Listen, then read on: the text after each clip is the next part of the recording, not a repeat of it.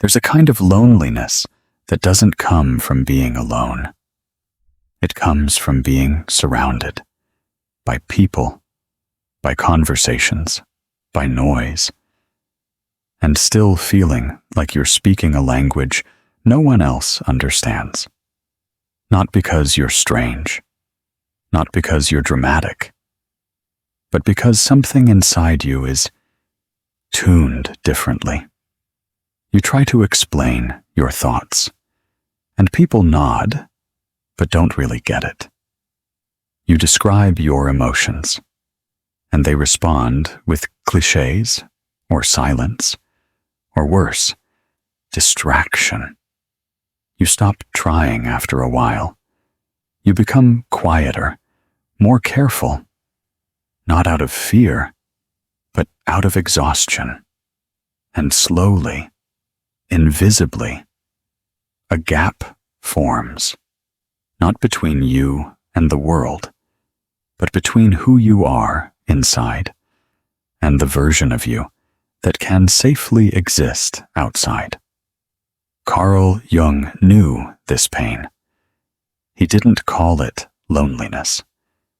He called it a rupture in connection, a psychological gap between your inner world and the collective outer one. And when that gap grows too wide, you begin to feel unreachable. Not broken, just unreachable. This video is not about social rejection, not about breakups or isolation or even mental illness. It's about the feeling that arises when your inner life is rich, but no one else seems able to meet you there. The feeling that your thoughts are too heavy, too layered, too difficult to squeeze into everyday small talk. So you learn to smile politely, to answer, "I'm fine," to nod along to jokes that don't touch you, to survive in a world that keeps asking you to be less sensitive, less complex, less aware. But that shrinking doesn't protect you. It disconnects you. It makes you feel like a ghost in your own life. Carl Jung believed that this kind of loneliness isn't a defect. It's a signal, a painful invitation. It means your soul is growing faster than your environment. It means your thoughts are spiraling deeper than the surface culture allows. And that is terrifying, because now, even when people are kind, you can't feel them. You can't trust the connection. Not because they're fake, but because your experience has gone somewhere they've never been. Here's the part Jung would whisper if he were sitting across from you. You're not wrong. You're not imagining it. The disconnection is real, but it's not a punishment. It's not abandonment. It's the start of a process he called individuation. And it begins like this, with a sense that no one really sees you. Not fully, not clearly, not truly. You might feel guilty about this, ashamed even. You might think, maybe I'm the problem. Maybe I'm too sensitive. Maybe I need to lower my expectations. But that's not it. Jung would say, you're not too much. You're just in a stage of transformation that the world doesn't recognize yet. You're no longer content with surface-level connection. You're no longer satisfied with being liked. You crave resonance. And that craving, that ache, that's the soul's way of telling you that the old life is no longer enough. Have you ever said something vulnerable and watched the room go silent? Have you ever shared your real thoughts and felt the atmosphere stiffen? Have you ever looked at someone you love and realized they'll never truly know who you are? That's the loneliness we're talking about. That's the pain this video is naming. It's the pain of not being reflected, of having a deep well inside you, with no one who can drink from it. But Jung offers something radical. This loneliness is necessary, not forever, not as punishment, but as part of the process of meeting yourself. Because before you can connect deeply with another, you must first descend into the truth of who you really are. Not the roles you play, not the masks you wear, but the part of you that remains when all external validation fades. That's the real you. And that version of you, it doesn't shout. It doesn't beg to be seen. It waits, quietly, patiently, until you're ready. So what is this book of loneliness we're speaking of? It's not made of paper. It's made of moments. Moments of being misunderstood. Moments of hiding your thoughts. Moments of giving up on being seen. Each of these moments becomes a page, a silent chapter in your own psychological myth. Jung would say, these pages are sacred. They hold the key to who you are beneath the noise. But you must be brave enough to read them. Most people don't actually hear you. They hear the version of you that fits inside their comfort zone.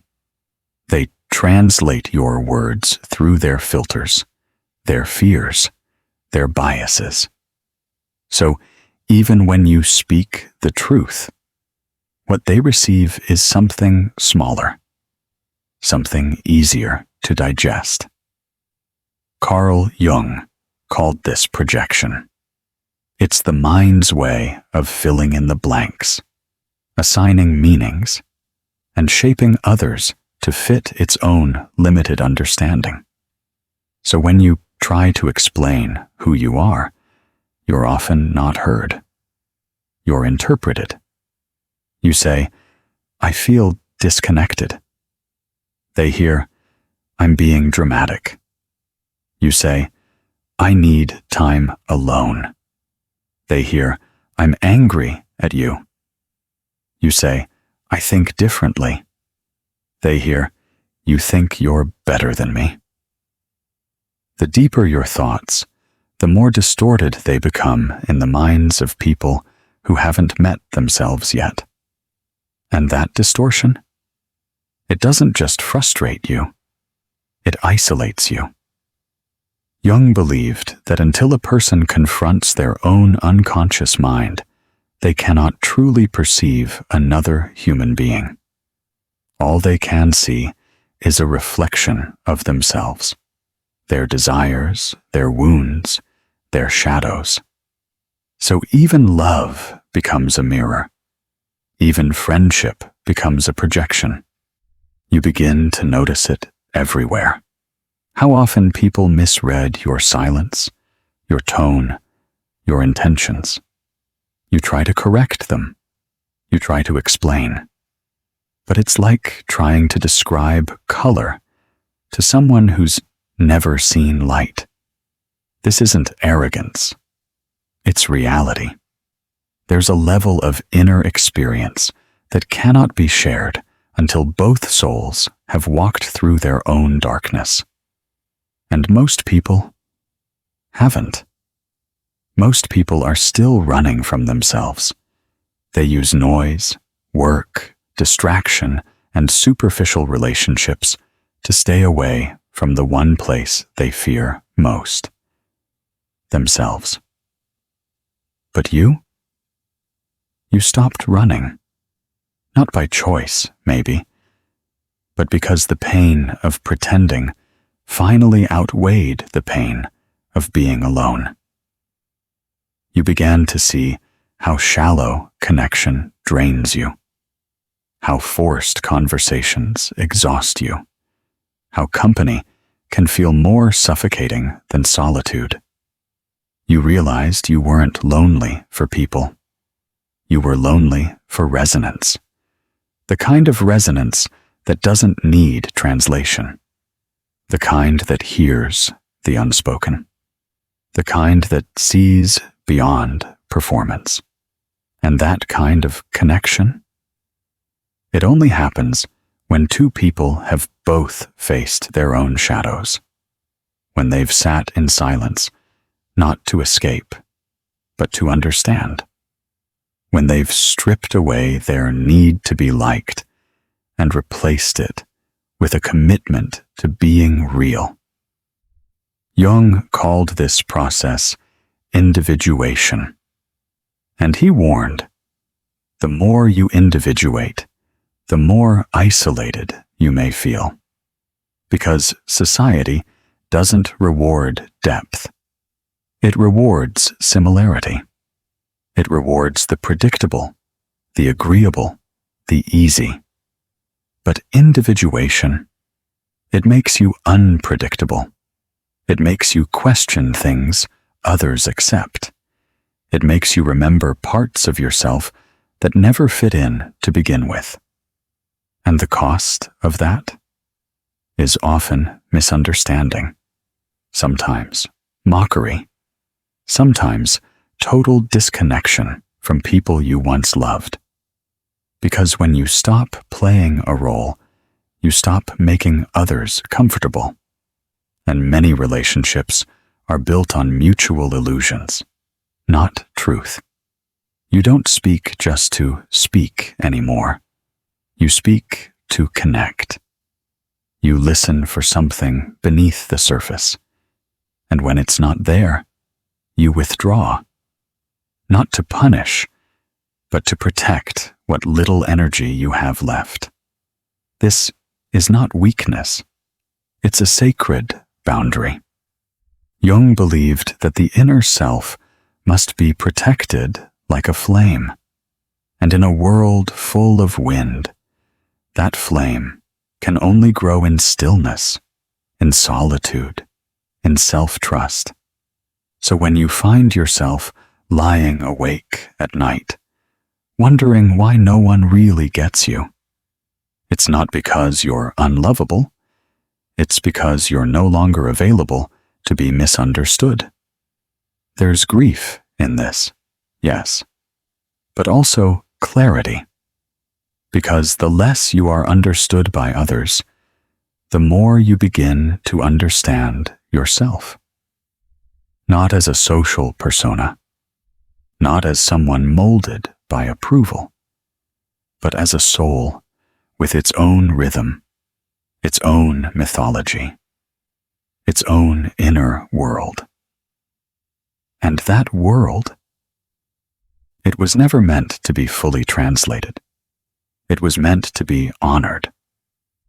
You begin to treat your solitude differently, not as exile, but as sanctuary, not as punishment, but as passage. You begin to see that the book of loneliness you've been writing, with every misunderstood thought, every misread feeling, is not a tragedy.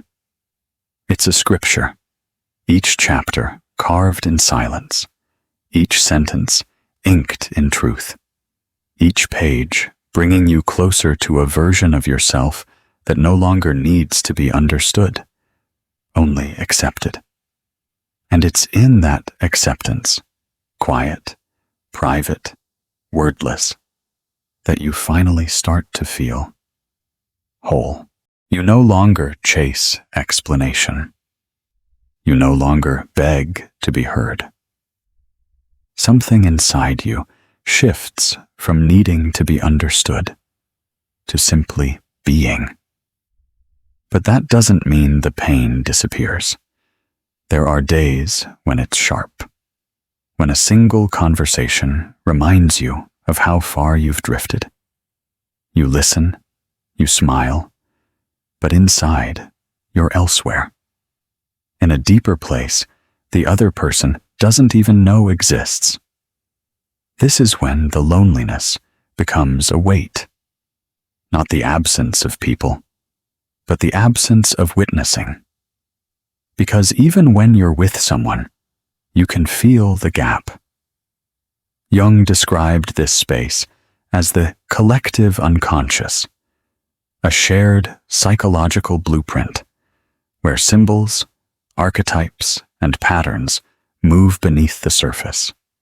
But most people only live at the top. They skate across the surface of things, rarely questioning, rarely descending. You live in the depths now. You don't just notice patterns. You feel them move through your dreams, your thoughts, your relationships. You begin to see the world not as a flat map of roles and expectations, but as a layered terrain of meaning, myth, and memory. This depth isolates you, but it also liberates you. Because once you stop seeking validation, you start building something else entirely. Inner architecture. You begin to cultivate silence, not as absence, but as presence. You begin to watch your thoughts instead of performing them. You begin to be with yourself, fully, and without apology. And in that stillness, something surprising happens. You start to hear yourself more clearly, not the version of you who's trying to fit in, not the one who edits their truth to keep the peace, but the part that's always been waiting to speak. The child who felt too much, the teenager who questioned everything, the adult who started shrinking just to be tolerated. That voice never left. It just got quieter every time you were misunderstood. And now, as you build the courage to be misunderstood again, to be too much, too honest, too different, that voice returns, and it doesn't yell. It whispers. It says, "This is who we are." You no longer rush to fill silence. You no longer panic when someone doesn't reply how you hoped. You learn that people's inability to meet you is not a measurement of your worth, but a reflection of their own depth, or lack of it. You forgive them, not to feel superior, but to release the burden of being seen only halfway. You start loving without expectation, knowing that most connections are partial. That understanding is a rare form of grace, not a right. And in that surrender, you become free. You stop editing your sadness into something digestible. You stop translating your complexity into simple bullet points. You stop laughing when something's not funny, just to soften your presence. And this refusal, this radical decision to remain whole, even if it means standing alone, is the deepest act of self-respect. Jung knew that individuation is not about becoming better. It's about becoming real, becoming more and more aligned with the archetype that lives within you. Not the role you were assigned, not the version your friends prefer, but the you that watches behind your eyes, quietly tracking every moment of falsehood, every compromise, every performance. And that part of you, it doesn't want applause. It wants truth. So you start writing again, not to be published, but to remember. You start walking again, not to get somewhere, but to feel your own breath. You start listening, not to respond, but to sense the currents behind people's words. And you notice how many are drowning in shallow water, flailing, pretending to swim, keeping up appearances, trying not to sink into themselves. You don't judge them. You've been there too. You just no longer belong to that sea. You live somewhere else now, in the deep water, where fewer come, but where everything becomes clear. Clarity doesn't always feel good at first. Sometimes it hurts more than confusion ever did. Because when you finally see things for what they are, you also see what you've lost by trying to belong. You start to remember all the moments when your instincts whispered no, but you said yes to avoid being alone. You recall the conversations where your truth died quietly between your teeth just to keep the moment comfortable. You realize how often you traded authenticity for acceptance. And you feel it, not as regret, but as grief. Not because you did something wrong, but because the self you silenced was always trying to keep you honest. Carl Jung said that the psyche will do everything it can to push us toward wholeness, even if it means sending discomfort, even if it means breaking down the masks we've learned to wear, even if it means making us feel utterly, heartbreakingly alone. Because in that loneliness, you meet the version of you that's never performed. The one that existed before the world gave you a script. No titles, no roles, no labels. Just you. And it's in this encounter, raw and unfiltered, that you begin to see your loneliness not as a flaw, but as a messenger, a voice saying, "You've outgrown what once held you." The conversations that used to excite you now feel hollow. The friendships built on gossip and distraction begin to fall apart. You stop laughing just to fill space. You stop apologizing for wanting more depth, more honesty, more realness. And yes, people will notice. Some will call you distant. Some will say you've changed. Some will try to guilt you back into their comfort zone. But you can't go back. Because now, your nervous system can no longer tolerate fake connection. Your soul cringes at performance. Your heart withdraws from anything that demands your silence as a condition for love. You're not angry. You're just done. And in that stillness that follows, you don't find emptiness. You find yourself. For the first time in maybe years, you sit in a room by yourself. And you don't feel lonely. You feel safe. Not because the world suddenly understands you, but because you stopped needing it to. You don't crave noise anymore. You crave peace. Not the kind that comes from meditation apps or pretty quotes, but the kind that comes from no longer arguing with reality. This is the turning point Jung spoke about. When the pain of not being understood transforms into the power of not needing to be.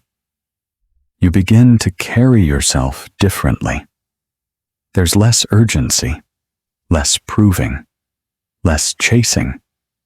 You don't explain your boundaries. You don't justify your silence. You don't shrink your thoughts to keep others comfortable. Because now you know. If someone needs a watered-down version of you, they were never meant to see the ocean you carry. You stop expecting everyone to be a mirror, and you start becoming your own. You read more, not to escape, but to remember. You write more, not for likes, but for clarity. You walk slower. You listen longer. You speak only when there's something in your chest worth sharing. And this isn't loneliness anymore. This is sovereignty. It's not a crowd, but it's not empty either. It's you, with yourself, fully. And somehow, that's enough. Enough doesn't mean complete. You still ache sometimes. There are days when a memory grips your chest out of nowhere.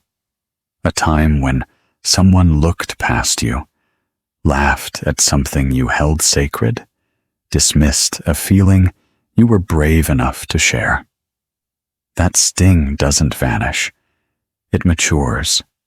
You carry it not as a wound, but as a scar that proves you once believed you could be seen in full. And that belief was never the mistake. The mistake was thinking everyone was ready to look that deeply.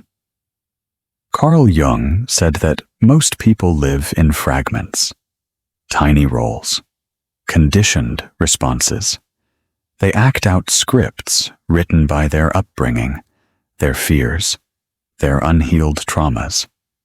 So when you show up without a mask, you confuse them. They don't know how to react, because you're not playing a part. You're not participating in the performance.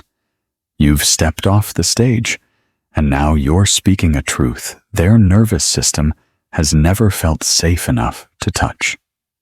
This doesn't make you superior. It makes you awake. And when you wake up, you can't force others to join you. You can only live in a way that invites them to stop pretending. But few will, because pretending is safe. Pretending is familiar. Pretending is comfortable. You will lose people, not dramatically, not through conflict, but through silence. They will simply stop calling, or they will keep calling, but you'll no longer feel called to answer. And at first, this feels like loss, but eventually, it starts to feel like space. Space for people who don't flinch at depth, who don't tense up when you speak honestly, who don't rush to fix you when you're simply trying to be heard. You won't find many, but you won't need many, because one moment of being seen fully, without being explained, without being packaged, without being edited, will make every year of being misunderstood feel worth it. Jung's work wasn't just about the individual mind. It was about what happens when an individual finally becomes whole in a fragmented world. He called it the most difficult thing a person can do, to integrate all parts of themselves and still walk through society intact. But he also said, this is where real peace begins, not in being loved, but in being known, by yourself first. And maybe, one day, by someone else who's done the same work. So you keep writing. You keep walking. You keep sitting with the parts of yourself that once felt too much. And as you do, you begin to realize something strange. Loneliness doesn't shrink when others arrive. It shrinks when you do. When you finally take your place in your own life. When you no longer ghost your truth to gain affection. When you stop leaving the room every time your soul speaks a little too loudly. The world might never understand you, but now you understand you. And that's the only witness you truly needed. Understanding yourself doesn't mean you always feel clear. There are still shadows that linger, questions that don't have answers, emotions that refuse to name themselves. But now you meet them with patience. You no longer treat your confusion as a flaw. You let it sit beside you like a visitor, not something to fix, something to witness. Carl Jung often spoke of the shadow, the hidden part of ourselves we're taught to ignore, the feelings we suppress, the desires we deny, the memories we shame into silence. Most people avoid their shadows. They point at others. They blame. They judge. Because looking inward feels like drowning without a rope. But you've started to turn toward the darkness. Not recklessly, but gently. You know now that your loneliness isn't just emotional. It's existential. It's the soul's way of signaling that something within you has been exiled. Some truth, some need, some sacred part of yourself. And so you go searching for it. Not by chasing pleasure, not by scrolling through noise, but by sitting still long enough for the buried parts of you to surface. Sometimes it shows up as grief. Grief for the younger version of you that never got to speak freely. Grief for the friendships that died the moment you got honest. Grief for the years spent pretending to be easy to love. Other times, it shows up as rage. Not at anyone in particular, but at the system that convinced you to shrink, to be polite, to be pleasant, instead of powerful. You let it rise, not to harm, but to heal. Because as Jung warned, whatever you reject within yourself will come back as fate. The things you avoid will shape your life from the shadows. The loneliness you don't name will become a pattern. The silence you tolerate will become a cage. But now, you're done hiding. You are no longer available for relationships that require your disappearance. You are no longer interested in being understood if it costs your wholeness. This kind of inner integrity doesn't make your life easier. In fact, it makes you more sensitive to everything that's fake. You'll walk into rooms and feel the tension behind small talk. You'll hear the unspoken beneath someone's words. You'll sense the sadness in someone's smile.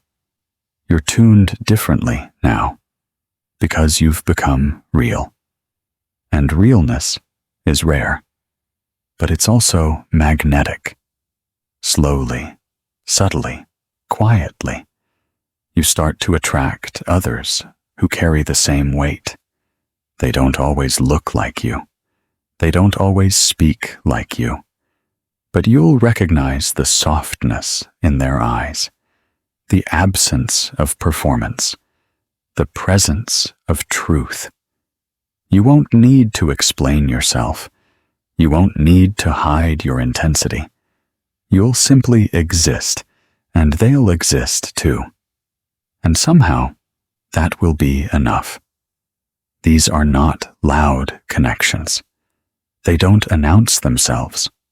They feel like rest, like a home you never knew you were allowed to have. This is what Jung meant when he said, "The privilege of a lifetime is to become who you truly are." And when you do, when you finally settle into that self, you realize something surprising. You never needed to be understood by everyone. You just needed to stop betraying yourself for the illusion of being liked. There's a quiet strength in no longer rushing to be known. You don't panic when someone misunderstands your silence. You don't over-explain your boundaries just to seem kind. You don't overcompensate with words that dilute your truth. Instead, you trust the energy beneath your presence. You allow your life to speak for itself.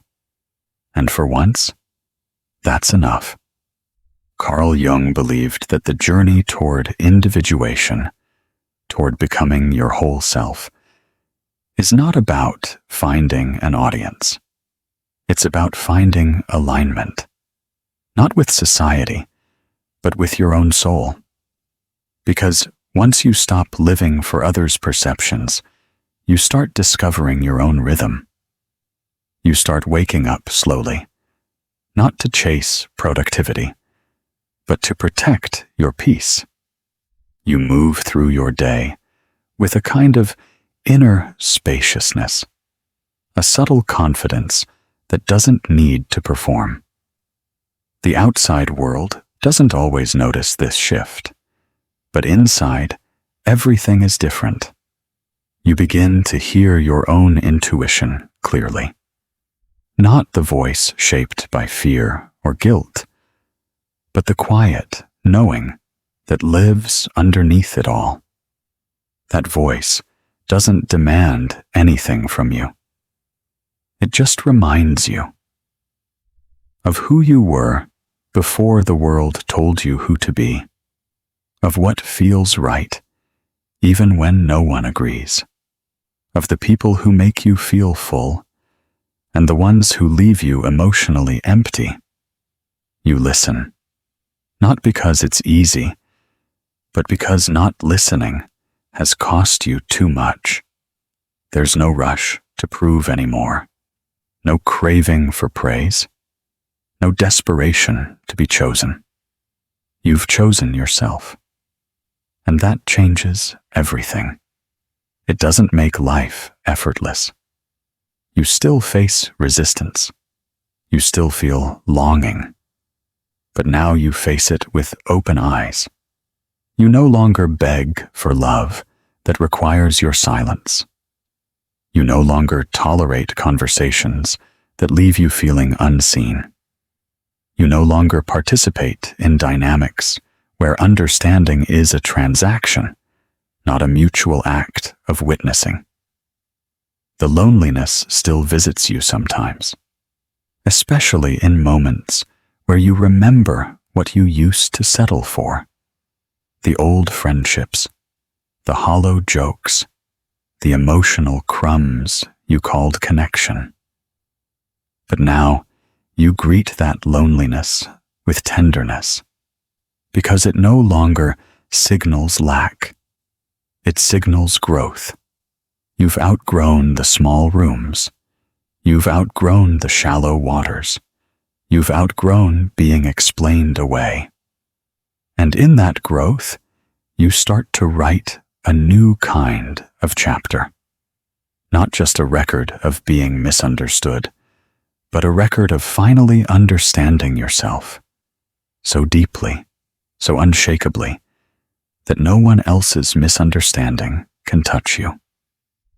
That is where freedom begins, not in being seen, but in seeing yourself without distortion. Not in being heard, but in no longer needing to raise your voice just to matter. This is what Jung knew to be the secret at the heart of individuation. That the one relationship that determines everything else is the one you have with your own soul. And once that's whole, once that's strong, the rest becomes noise. The noise doesn't disappear, but you stop chasing it. You see it for what it is. A distraction. A spinning wheel of opinions, projections, and expectations. And you've stepped outside of it now. You begin to walk differently in the world. Not with arrogance, but with detachment. You engage, but don't absorb. You listen, but don't lose yourself. You care, but not at the cost of your center. Carl Jung called this the path of psychological maturity, when you are no longer shaped by the crowd, but by the quiet compass inside you. People still try to read you, to box you, to define you in words they can understand. But you've stopped offering definitions, because what you've become can't be contained in labels. You are paradox now, soft and strong, visible and invisible, present and unreachable. And that paradox is not a contradiction. It's your wholeness. You are no longer just a self that pleases, performs, or explains. You are a self that simply is. This terrifies some. They'll say you're distant. They'll say you've changed. But what really changed is your willingness to dilute your presence just to make others feel safe. You used to keep parts of yourself in hiding. Your questions, your depth, your sadness, your vision. Now you walk with all of it, openly, unapologetically. And in doing so, you give permission. Not loudly, not with speeches, but with your being. You give permission for others to stop performing, to feel, to fall apart, to come home to themselves. Not everyone will take the invitation. Most won't. But the few who do, you'll know them instantly, not by how they speak, but by how they make you feel. Safe, expanded, unjudged. These are your people.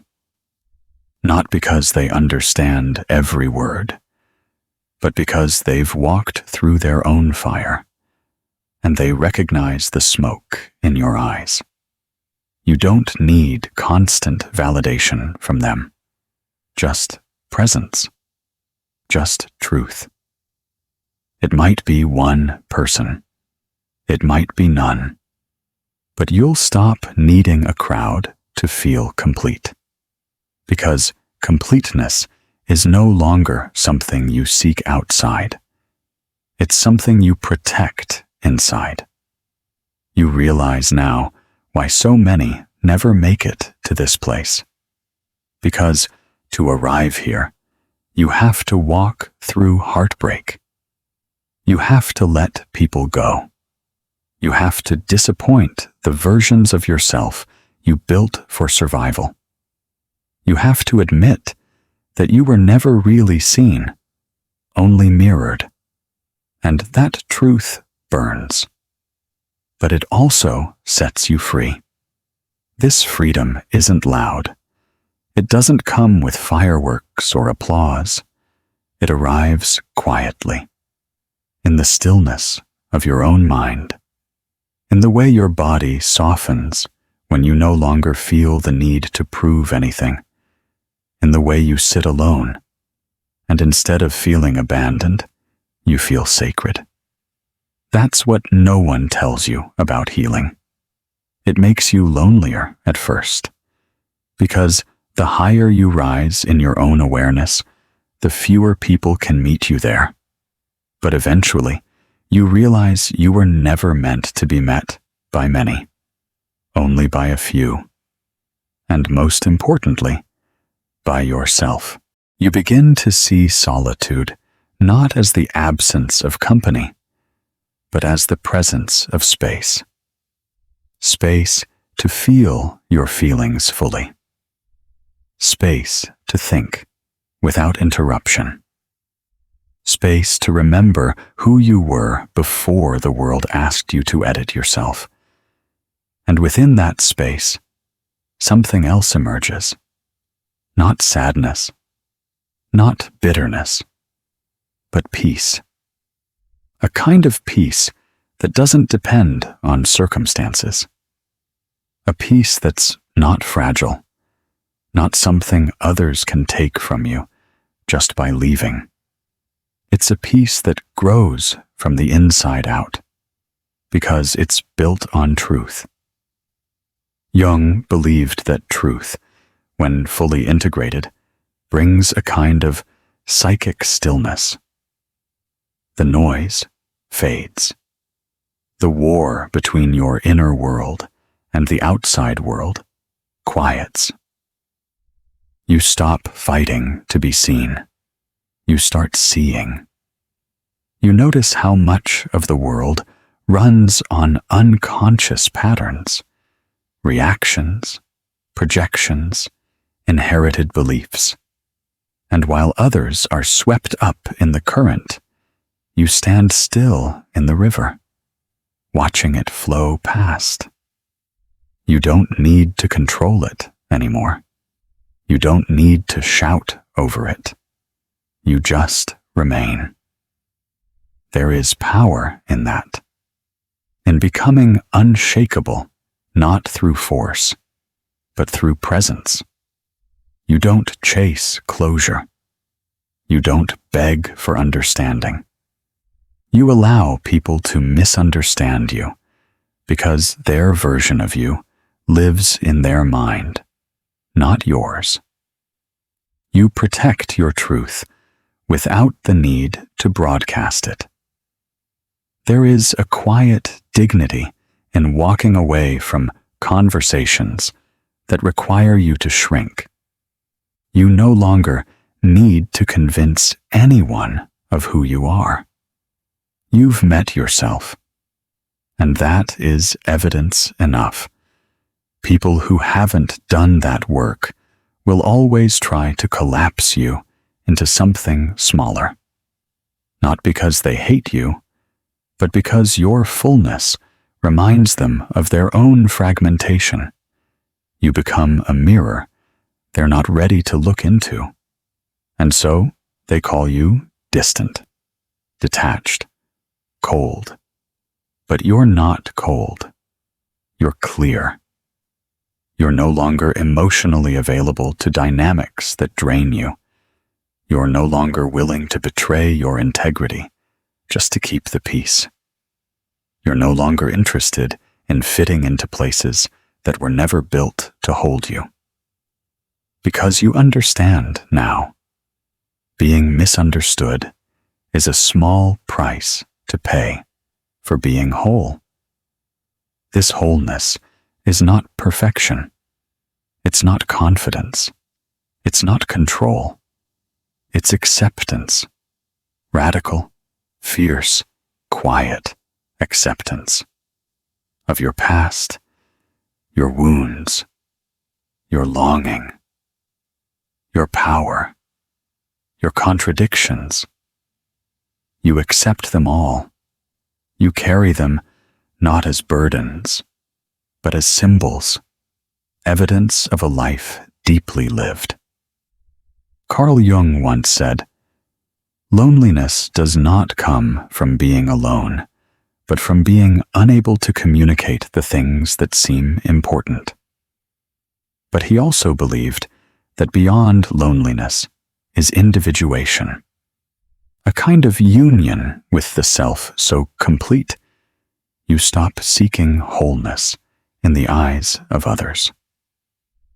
And when that happens, when you stop waiting to be fully understood, you finally feel free. Not because the world sees you, but because you've stopped abandoning yourself. Freedom, you realize, doesn't feel like fireworks. It feels like exhaling, like returning to yourself after years of waiting for someone else to do it for you. You sit in silence, not because you have nothing to say, but because you no longer need to say it to be whole. You've heard yourself now. You've honored what was once dismissed. You've held space for parts of you that were exiled in rooms filled with noise. And in doing so, you've become your own witness. Carl Jung never promised that individuation would be comfortable. He warned that it might cost you relationships, illusions, even your identity. But he also promised that what you'd gain in return was something no person, title, or approval could ever replace: your soul restored. You understand now that the loneliness wasn't a punishment. It was a portal, a sacred silence pulling you away from the crowd and into communion with the one person you were born to know fully: yourself. You no longer reach outward for validation. You no longer wait for someone to tell you who you are. You write your own book now, not for them, for you. And when the ache returns, because it always will, you greet it not as a threat, but as a reminder that your depth is still alive, that your soul still refuses to perform, that you're still walking the path of the few, the path of those brave enough to say, "I would rather be real and alone than accepted for someone I'm not." And that choice, it creates a ripple. Someone out there watching you be real might find the courage to stop pretending. They'll see the way you move, the way you refuse to shrink, the way your loneliness became your sanctuary, and they'll wonder if they too could walk that road. And maybe they will. And maybe one day you'll lock eyes with someone across a room, and without a single word, you'll know they've read the same pages. They've lived the same chapters. They've walked the same sointuar. You won't need to explain yourself. They'll already understand. But until then, keep writing, keep walking, keep becoming. Because even if no one else fully understands you yet, you do. And that is enough. If this spoke to something buried inside you, something quiet, something raw, leave a comment saying, "I am finally learning to understand myself." If this journey helped you, subscribe, and share this with someone who might be silently carrying the same weight. And if you'd like to support our channel, consider sending a super thanks to help us keep creating content that meets you where most people never could. This is Psychatic, and we see you, even when the world doesn't.